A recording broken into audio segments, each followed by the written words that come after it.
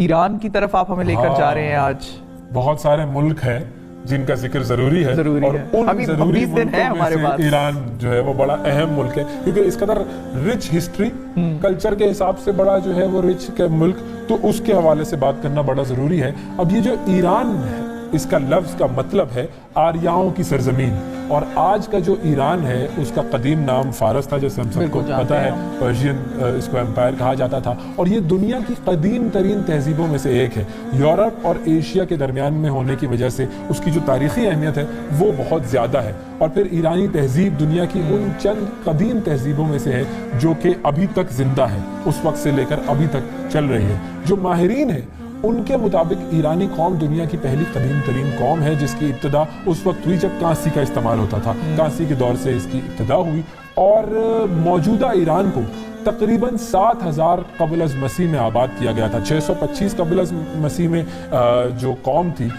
میڈیس نامی قوم, اس نے ایران کو متحد کیا, اور 550 قبل از مسیح میں جو سائرس دی گریٹ تھا, سائرس یہاں پر آیا اور اس نے پہلی ایرانی سلطنت قائم کی جس کو کہتے ہیں ایکامینڈ ایمپائر, اس کی اس نے بنیاد رکھی تھی. سائرس کے بارے میں بھی پڑھنا چاہیے, بڑا ہی فاتح تھا, دلچسپ کیریکٹر بھی ہے. جی بالکل بالکل. اچھا, اب دلچسپ بات یہ ہے کہ یہ 3 بر اعظموں پر پھیلی ہوئی یہ سلطنت تھی. یہ جو فارسی سلطنت تھی یہ دنیا کی پہلی باقاعدہ اور اب تک کی سب سے بڑی سلطنت تھی. اتنی زیادہ بڑی سلطنت تھی اور اس امپائر کو دنیا کی پہلی سپر پاور بھی کہا جاتا ہے.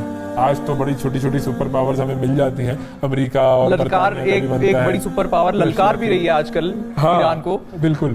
تو لیکن جو ایران تھا, یہ پرشین امپائر جو تھی یہ دنیا کی سب سے پہلی سپر پاور تھی, اور تخت جمشید اس ریاست کا دارالحکومت تھا. آتش پرستی اس ریاست کا مذہب تھا, اور آگ کی یہاں پر پوجا کی جاتی تھی. دارا سوم جو تھا وہ یہاں کا آخری حکمران تھا. پھر قدیم فارس کے جو مفکر ہیں اور جو زرتشت اور جو مذہبی پیشوا تھے وہ بھی تھے, ان کے بارے میں بھی ہم بات کرتے ہیں. اچھا, 30 برس کی عمر میں اہورا مزدا, جس کو آرموز بھی کہا جاتا ہے, وہ اعلان کرتا ہے کہ جی خدائے واحد کے وجود کا اعلان کرتا ہے وہ. اور جو کوروش اعظم جو کہ سائرس ہے, جس کا اردو نام کوروش اعظم ہے, وہ زرتشت مذہب کو ملک میں رائج کر دیتا ہے. وہ کہتا ہے کہ اب یہ مذہب جس میں آگ کی پوجا کی جاتی ہے یہ اب یہاں کا آفیشل مذہب ہوگا. پھر اس کے بعد ہم بات کرتے ہیں ایران میں اسلام کی آمد ہوتی ہے.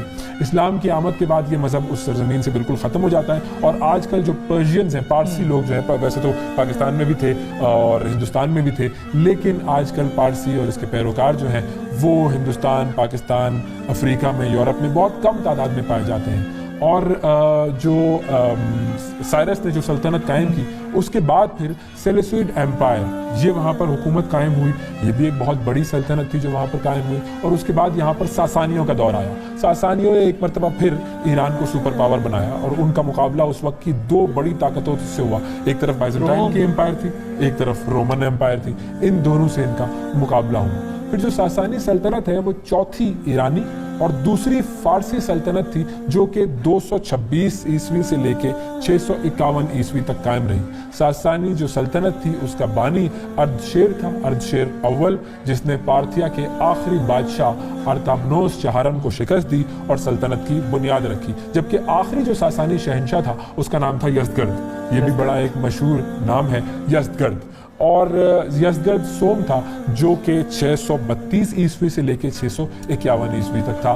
اور پھر اس کے بعد اس نے کوشش کی کہ دین اسلام کے جو بڑھتے ہوئے قدم تھے وہ روکے جائیں, لیکن ناکام رہا, اس میں یہ کامیاب نہیں ہوا, اور ایران پھر اسلامی خلافت کا حصہ بن گیا. اس کے بعد ایک اور بڑا انٹرسٹنگ کیریکٹر آتا ہے. میں سوچ رہی ہوں ایک کیریکٹر کا نام آپ نے نہیں لیا ابھی تک.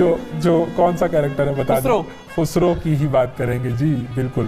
خسرو پرویز جو ہے وہ بھی ساسانی ہی شہنشاہ تھا, اور حضور اکرم صلی اللہ علیہ وآلہ وسلم نے خط لکھا تھا, اسے اسلام کی دعوت کی تھی, اور اس نے حضور پاک صلی اللہ علیہ وسلم کا یہ خط پھاڑ دیا تھا.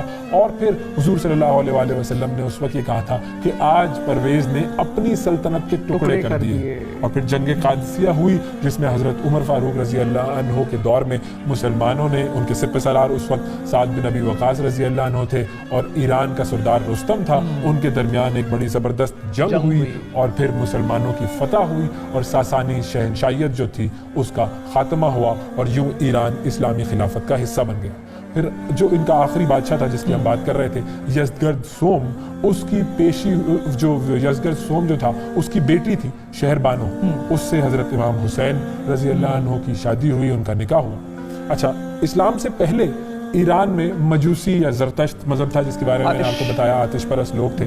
اب یہ لوگ آگ کی پوجا کرتے تھے اور ایران کے جو آتش کدے تھے وہاں پر آگ بجھتی نہیں تھی، جلدی رہتی تھی، جلتی رہتی تھی بالکل، اور یہ ایک ایسی آگ کی ان کے لیے اتنی بابرکت سمجھتے تھے وہ اس آگ کو کہ اگر یہ بجھ جائے گی تو اس کا مطلب ہے کہ ہم پر کوئی بہت بڑی آفت آ جائے گی، تو اسی لیے یہ اس آگ کو بجھنے نہیں دیتے تھے اور اس کے گرد عبادت کرتے رہتے تھے۔ اچھا، پھر حضرت سلمان فارسی کا نام یہاں پر لینا بہت زیادہ ضروری ہے۔ حضور صلی اللہ علیہ وآلہ وسلم کے صحابی تھے، ان کا تعلق بھی ایران سے تھا اور آپ اسلام سے پہلے مجوسی مذہب کے پیروکار تھے۔ اسلام کے آنے کے بعد ایرانی تہذیب کو ختم نہیں کیا گیا بلکہ اس کو اور زیادہ ترقی دی گئی۔ مسلمانوں نے فارسی زبان کو جس طرح فروغ دیا، ہمارا لٹریچر فارسی میں بہت زیادہ ہے، حتیٰ کہ فارسی زبان مسلمانوں کی پہچان بن گئی تھی۔ انڈیا کی کوٹ لینگویج جو تھی وہ پرشین تھی۔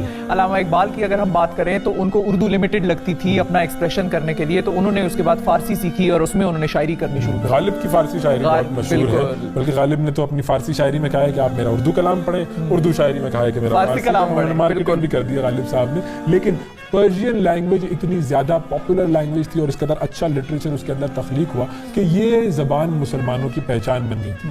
پھر مجھے بھی آتی ہے فارسی کا ایک لفظ، پتہ ہے، خوبستی، یعنی کہ ہم بہت اچھے ہیں، ٹھیک ٹھاک ہیں۔ اوکے، اور میں نے 2-3 جملے سیکھے تھے۔ اچھا جی بالکل۔ اچھا جی، اب بات کرتے ہیں کچھ ایسی دنیا اسلام کی مشہور و معروف ہستیوں کی جو کہ تعلق رکھتی تھیں ایران کی سرزمین سے، جن میں صوفی بزرگ شیخ عبد القادر جیلانی، بایزید بستامی، شیخ احمد جامی اور مولانا رومی شامل ہیں۔ جن کی جو تمام جو حکایات رومی ہیں، جو ان کی شاعری ہے وہ ہم سب پڑھتے ہیں۔ پھر اس کے علاوہ فارسی کے مشہور شاعر فردوسی اور حافظ شیرازی، یہ بھی وہیں سے تعلق رکھتے تھے، دنیا میں انہوں نے شہرت حاصل کی ہے، سب کو پڑھنا چاہیے۔ پھر اسلام کے مشہور مفکر متکلم امام غزالی، یہ نیشا پور کے رہنے والے تھے، ایران کے رہنے والے تھے۔ امام غزالی کی جامع شخصیت، ان کے جو علمی کمالات ہیں، ان کے سبب دنیا علم پر ان کی فکر نے گہرے اثرات چھوڑے ہیں۔ اب ہم آتے ہیں 819 عیسوی میں۔ 819 میں سامانیوں کی حکومت آئی وہاں پر، جو کہ 999 تک قائم رہی۔ اس کے بعد غزنوی، سلجوکی، منگول اور تیمور لنگ نے اس علاقے پر حکومت کی۔ پھر 1502 میں صفوی دور شروع ہوا اور یہاں پر آئے شاہ اسماعیل جو کہ پہلے بادشاہ بنے۔ پھر نادر شاہ نے 1736 میں ایران میں اپنی حکومت قائم کی اور شہنشاہیت کا یہ سلسلہ آخری ایرانی بادشاہ رضا شاہ پہلوی تک قائم رہا۔ اور رضا شاہ پہلوی کی بھی ہسٹری ایسی ہے کہ بہت سارے لیسنز ہیں، پڑھنے والی ہسٹری ہے وہ بالکل۔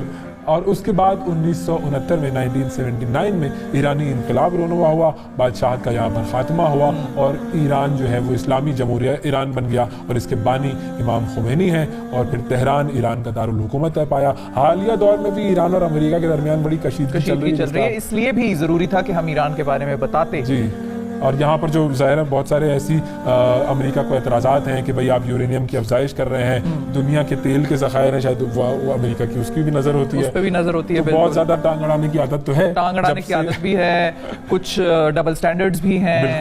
اگر ہم ایک طرف اسرائیل کی بات کریں تو وہاں پر کچھ نہیں ہوتا، وہاں پر جتنا بھی ان کا نیوکلیئر پروگرام ہے وہ بالکل ٹھیک ہے، جائز ہے، لیکن دنیا میں کوئی اور خاص کر مسلم ممالک جو ہیں وہ اگر نیوکلیئر پروگرام کی طرف جائیں تو پھر امریکہ کو تکلیف شروع ہو جاتی ہے۔ تو آیت اللہ خامنۂ ایران کے موجودہ سپریم لیڈر ہیں، حسن روحانی ملک کے صدر ہیں اور ایران کی جو آبادی آج کل ہے وہ تقریباً 8.27 کروڑ ہے۔